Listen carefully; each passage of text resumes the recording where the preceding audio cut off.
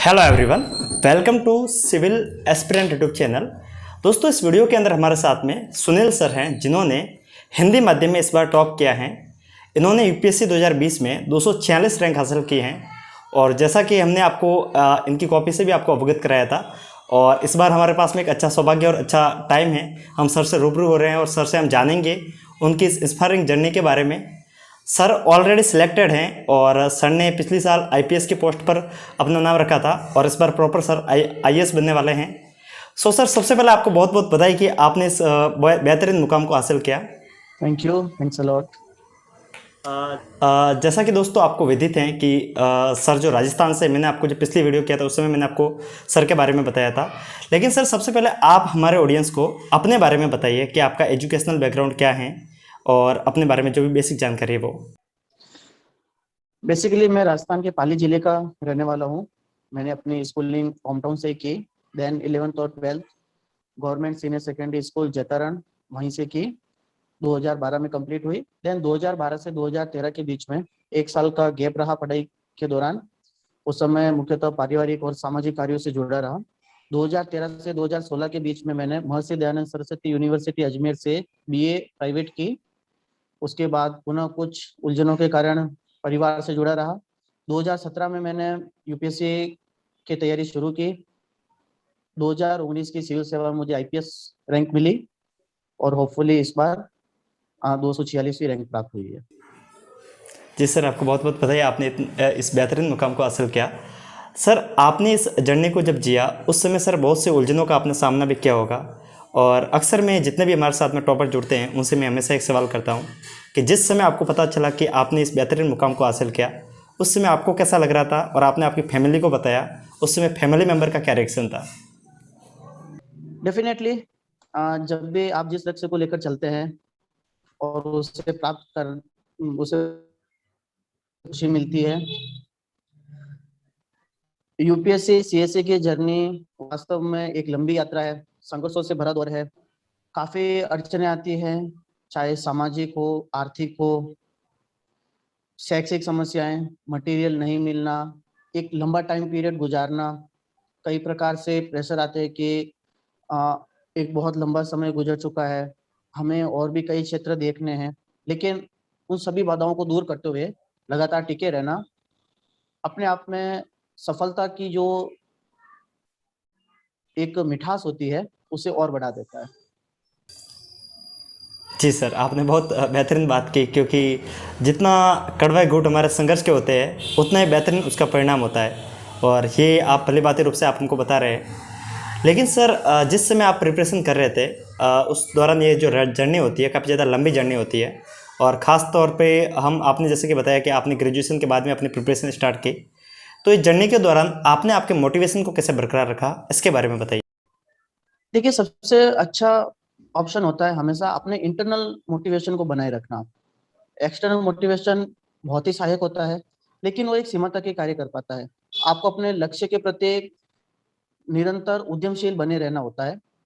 जो लक्ष्य बनाया है उसे मन में बनाए रखें। जैसा कि डॉक्टर एपीजे अब्दुल कलाम जी ने कहा था कि सपने वो नहीं होते हैं जो रात को देखे जाते हैं, सपने वो होते हैं जो दिन में देखे जाते हैं। तो दिन में देखे जाने का मतलब यही है कि हम कठोर परिश्रम करते रहें।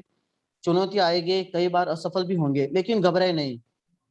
अगर असफल हुए हैं तो उन कमियों को ढूंढने की उनकी वजह क्या रही है, वजह का पता लगाएंगे तो डेफिनेटली आगे के लिए नई राहें खुलेगी।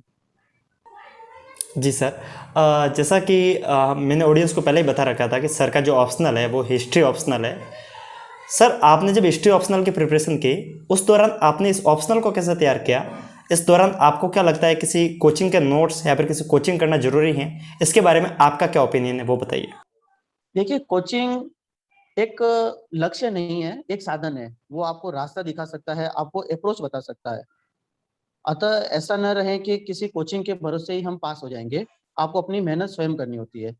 जैसा कि हिस्ट्री के बारे में जनरली कहा जाता है कि यह उतना साइंटिफिक नहीं है और वो साइंटिफिक अप्रोच से नहीं पढ़ा जाता है। बट अगर हम देखें तो हिस्ट्री भी एक बहुत ही साइंटिफिक सब्जेक्ट बना सकते हैं हम। किस प्रकार से घटनाएं घटित होती है, किस प्रकार से हम इंटरलिंक करते हैं और किस प्रकार से हम एक सीक्वेंस और क्लासिफिकेशन को फॉलो करते हैं, वो बहुत मायने रखता है। चूँकि मेरा हिंदी माध्यम था, तो मेरे लिए हिस्ट्री एक ज़्यादा अनुकूल विषय था, अतः मैंने इसी को चुना। जहाँ तक नोट्स की बात है, मार्केट में विभिन्न कोचिंग संस्थानों के और विभिन्न अध्यापकों के नोट्स अवेलेबल हैं। हमेशा ये ध्यान रखें कि किसी भी एक कोचिंग या एक नोट्स के भरोसे न रहें, अपना कंपाइलेशन आप खुद बनाएं। 2 या 3 कोचिंग संस्थानों के नोट्स, अगर आप कहीं एक कोचिंग लेने में समर्थ है तो वहाँ से ले लें, अन्यथा मार्केट में अवेलेबल है, उनको लाकर उनका कंपाइलेशन खुद करें। एक नोट्स में जो कमियां हैं, जो इन्फॉर्मेशन अवेलेबल नहीं है, उसको दूसरे में ढूंढें और वहां से उसको गैदर करें। तो इस प्रकार से आपका नॉलेज का जो बंच है, वो धीरे-धीरे तैयार होता जाएगा। जी सर। सर एक सवाल जो कि आम तौर पर आज के टाइम में मैक्सिमम विद्यार्थी अपनी पढ़ाई ऑनलाइन माध्यम से कर रहे हैं और ख़ास तौर पर अभी कोरोना के बाद में। तो सर आपने जिन जिन ऑनलाइन किन्हीं प्लेटफॉर्म का आपने भी यूज़ किया होगा और आपको इस ऑनलाइन की दुनिया ने कितना हेल्प किया, उसके बारे में बताइए। डेफिनेटली ऑनलाइन माध्यम बहुत मददगार सिद्ध हो सकता है।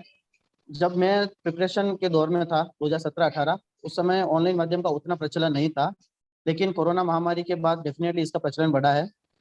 इससे अपनी एक्सेसिबिलिटी बढ़ जाती है, अफोर्डेबिलिटी बढ़ जाती है। तो ये दोनों चीज़ें बहुत मायने रखती है। हम गाँव में बैठे अपने घर पर भी तैयारी कर सकते हैं अच्छे से, सभी रिसोर्स अपने पास अवेलेबल हो सकते हैं, बट स्वयं पर नियंत्रण रखने की आवश्यकता है। जहाँ एक और डिजिटल माध्यम है, तो दूसरी ओर शिक्षा के साथ आपके साथ सोशल मीडिया भी है।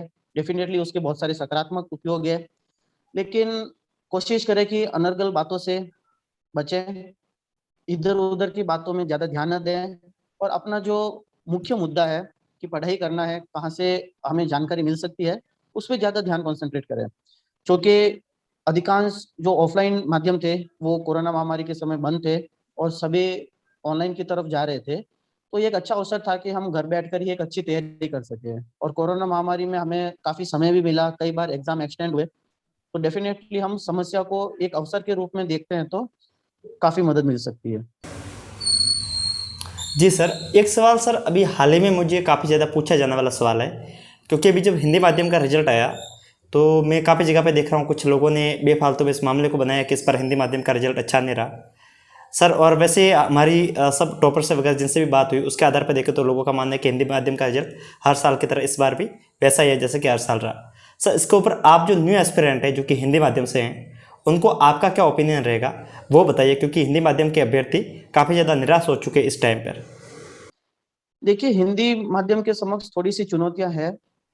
आपको लिखने में थोड़ी-सी दूसरे माध्यम की अपेक्षा थोड़ा-सा लिखने में अधिक चुनौती आपके समक्ष पेश होती है। लेकिन समस्या को नकारात्मक तरीके से ना देखें, उससे घबराएँ नहीं, अपनी कोशिश लगातार जारी रखें और जहाँ पर भी समस्या हो रही है, जैसे लिखने में समस्या हो रही है, कंटेंट की समस्या हो रही है, एक्सेस की समस्या हो रही है, तो उन कमियों को दूर करें। अब चूँकि बहुत सारे चैनल्स अवेलेबल है, मैगज़ीन्स भी अब काफ़ी हिंदी में अवेलेबल है और अधिकांश पुस्तकें अब हिंदी में अवेलेबल है। तो अगर अपनी मेहनत की जाए तो डेफ़िनेटली अच्छा स्कोर किया जा सकता है और जैसा कि पिछले 2-3 सालों में पुनः एकदम से उछाल आया है हिंदी माध्यम का। जी सर, तो जैसा कि दोस्तों मैंने आपको पहले भी बताया था कि आप निराश मत होइए और ज़्यादातर जो अभ्यर्थी है जो सोच रहे हैं कि इस बार हिंदी माध्यम का रिजल्ट खराब रहा है, ये सिर्फ और सिर्फ अफवाह बनाई जा रही हैं। रिजल्ट हर साल की तरह इस बार भी बेहतरीन है और उल्टा इस साल तो काफ़ी ज़्यादा खुशी की बात है, क्योंकि हम पिछले 3 साल से देख रहे हैं कि हिंदी माध्यम से कोई भी प्रॉपर आईएएस नहीं बन पा रहा है और इस बार हमारे सामने प्रत्यक्ष रूप से 2 से 3 टॉपर तो है जो प्रॉपर रूप से आईएएस बनेंगे और एक आपके सामने है जो कि सर सुनील सर है और डेफिनेटली जो हमारा विश्वास है सर इस बार प्रॉपर आईएएस बनेंगे। सर एक सवाल हम और आपसे कहना चाहेंगे।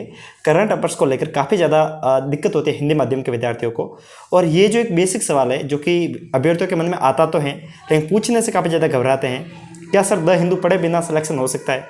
इसके बारे में बताइए। या द हिंदू पढ़ना ऐसा नहीं है कि एक मस्ट एंड फर्स्ट है, ये एक विकल्प है। अगर आप उतने सूटेबल नहीं हैं, कंफर्टेबल नहीं हैं, तो डेफिनेटली आप उसे स्किप कर सकते हैं, कहीं कोई इश्यू नहीं है। आपके पास ज्ञान के अन्य और स्रोत भी है, ऑनलाइन चैनल है, मंथली मैगजीन्स आती हैं, आप उनसे कवर कर सकते हैं। अतः केवल ऐसा ना सोचे कि द हिंदू हमें पढ़ना ही पढ़ना है। अगर आपके पास समय है, आपका शौक है और आप अच्छे से कवर कर पा रहे हैं, तो ही उस पर ध्यान दें, अन्यथा उस पर अपना समय अधिक व्यर्थ न करें। ऑनलाइन चैनल्स और मैगजीन्स, उनको आप रेगुलरली फॉलो करते रहें और जो भी नई चीज़ें और अपडेशन आते हैं, उन्हें अपने नोट्स में या जहाँ कहीं पर भी हमने वो टॉपिक लिख रखा है, उसमें ऐड ऑन करते रहें। तो द हिंदू पढ़ना या कोई भी मैगजीन या कोई भी अखबार पढ़ना कभी भी नेसेसरी और फर्स्ट एंड मस्ट नहीं है। जी सर। सर आपने भी करंट अफेयर्स के लिए किन्हीं रिसोर्सेज को फॉलो किया होगा, किन्हीं मैगजीन को, कुछ वेबसाइट्स को, तो सर उसके बारे में बताइए ताकि जो अभ्यर्थी हैं उनको इसके बारे में डायरेक्ट जानकारी मिल जाएगी।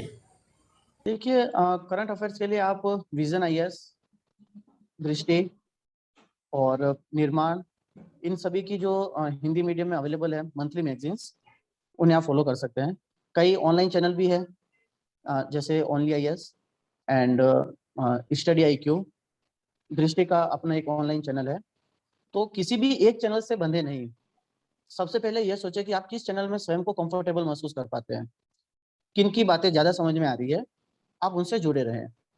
और जैसा कि आप भी अपनी तरफ से अच्छा प्रयास कर रहे हैं, तो डेफिनेटली ये भी प्रशंसनीय है और आपके माध्यम से भी काफ़ी लोगों को जानकारी मिल रही है।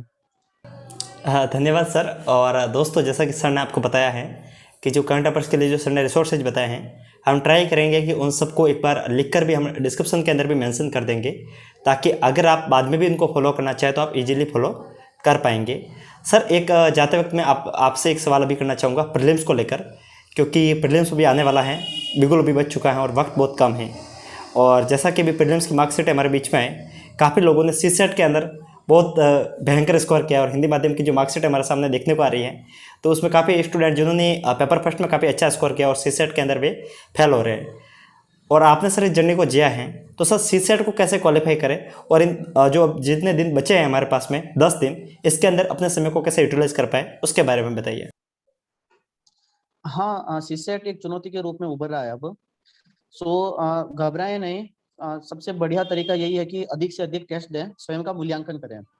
जहाँ पर भी हमें कमी महसूस हो रही है, चाहे मैथ्स और रीजनिंग में या कॉम्प्रिहेंशन के पार्ट में, जहाँ कहीं भी आपको दिक्कत हो रही है, अपने मित्रों से, टीचर से अथवा कोचिंग इंस्टीट्यूट से मदद लें।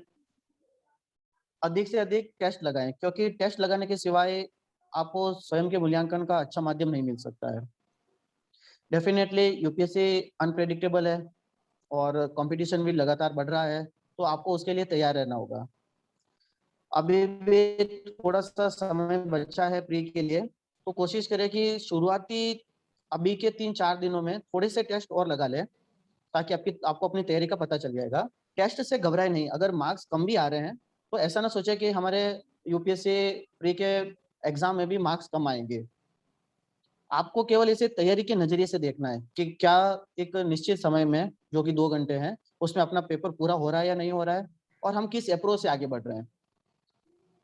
तो मेनली इस बात का ध्यान रखें।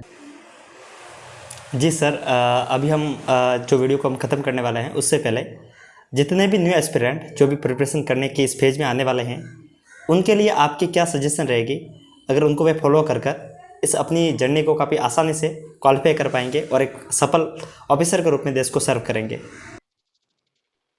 यूपीएससी सीएससी का एग्जाम अपने आप में एक केवल एग्जाम नहीं है। जिस प्रकार से हम डेली जीवन को जीते हैं, जिस प्रकार की चुनौतियों को देखते हैं, जो भी अपने आसपास होता देखते हैं, वो सभी चीजें सीएससी से जुड़ी हुई है।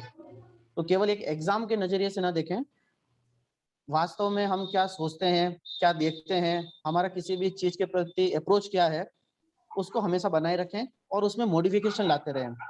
अच्छी अच्छी चीजें, लाइक जो भी नए इश्यूज आते हैं, नई वैल्यूज, कहाँ हम किस चीज में कैसे सुधार कर सकते हैं, उसके प्रति अपना दृष्टिकोण, उन सभी को समेटने की कोशिश करें। कोशिश करें कि आरंभिक असफलताओं से घबराए नहीं। लंबी जर्नी है, अब तो मुश्किलें भी ज्यादा आएगी, लेकिन धैर्य बनाए रखें और लगातार मोटिवेटेड होते रहें, इंटरनली मोटिवेटेड मेनली। ताकि किन्हीं दूसरों के सहारे की आपको उतनी आवश्यकता नहीं रहेगी, आप खुद से ही मोटिवेटेड होते रहेंगे। दूसरा, अपनी तैयारी के क्रम में मल्टी डायमेंशनल अप्रोच, यानी कि सभी चीजों को एक साथ देखना, एक दूसरे को इंटरलिंक करना, ये सभी चीजें तभी विकसित हो पाएगी जब आपको उस चीज का बेसिक्स पता हो। अतः अपने बेसिक्स को कभी ना छोड़ें, हमेशा एक बेसिक्स अपना मजबूत रखें और उसके बाद आगे की तरफ बढ़े। ऐसा ना हो कि हम पहले ही चीजों को जोड़ने की कोशिश कर रहे हैं लेकिन हमें उन चीजों का बेसिक्स पता नहीं है। तो अपने बेसिक्स को पहले मजबूत करें, चीजें अपने आप जुड़ती चली जाएगी। जी सर, आपने आपका बहुत बेशकीमती वक्त दिया, उसके लिए हमारी पूरी टीम आपकी तरफ शुक्रगुजार हैं। और हम ऐसी कामना करेंगे कि आप देश के भावी बेहतरीन ऑफिसर के रूप में देश को सर्व करेंगे। और दोस्तों, हमने जो सर के बारे में जाना है, हम भी चाहेंगे कि आप भी सर की तरह अपनी जर्नी को जिएंगे और सफल अभ्यर्थी के तौर पर सफल ऑफिसर बनेंगे आप भी। सो दोस्तों, इसी मोटिवेशन कोट के साथ में मैं इस वीडियो को अंत करना चाहूँगा। हम फिर से मिलेंगे ऐसे ही बेहतरीन वीडियो के साथ में। तब तक के लिए हंसते रहिए, मुस्कुराते रहिए, साथ साथ में पढ़ते भी रहिए। ऐसे ही वीडियो में फिर मुलाकात होगी। तब तक के लिए जय हिंद साथियों।